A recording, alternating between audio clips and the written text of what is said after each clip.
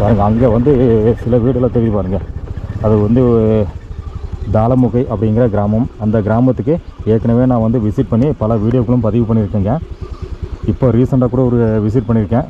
ஏன்னா இந்த கிராமத்துக்கு போகிற பாதையும் எப்படி இருக்கு, இப்போ வந்து ரீசெண்டாக எப்படி இருக்கு அப்படின்னு பார்க்குறதுக்காக ரீசெண்டாக ஒரு சின்ன ஒரு விசிட் மட்டும் பண்ணாங்க. பட் இந்த கிராமத்தை பற்றி ஏற்கனவே தெளிவாக நான் நிறைய வீடியோக்கள் பதிவு பண்ணியிருக்கேங்க. நம்மளோட சேனல்லையும் இருக்குதுங்க, மறக்காமல் விசிட் பண்ணி பாருங்கள்.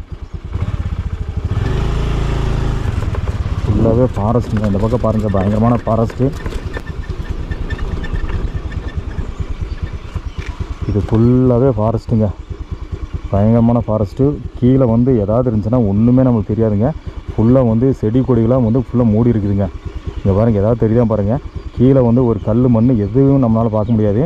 ஃபுல்லாக வந்து செடி கொடிகளாக வந்து மூடி இருக்குதுங்க. ரொம்ப ஆபத்தான ஒரு ஃபாரஸ்ட்டுங்க அது.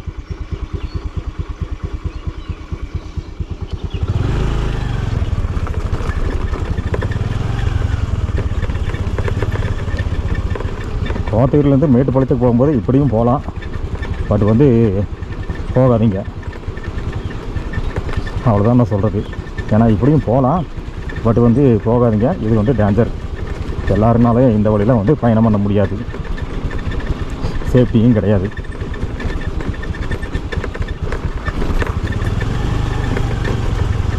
அதுபோக இது வந்து கிராம மக்களுக்காக போட்ட ரோடுங்க, வெளியாட்களுக்கு அனுமதி இல்லைங்க.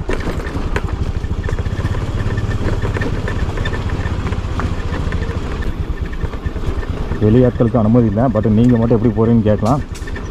எனக்கு இந்த ஏரியாவில் இருக்க கிராமத்தில் இருக்க மக்கள் எல்லாமே நல்லாவே தெரியுங்க.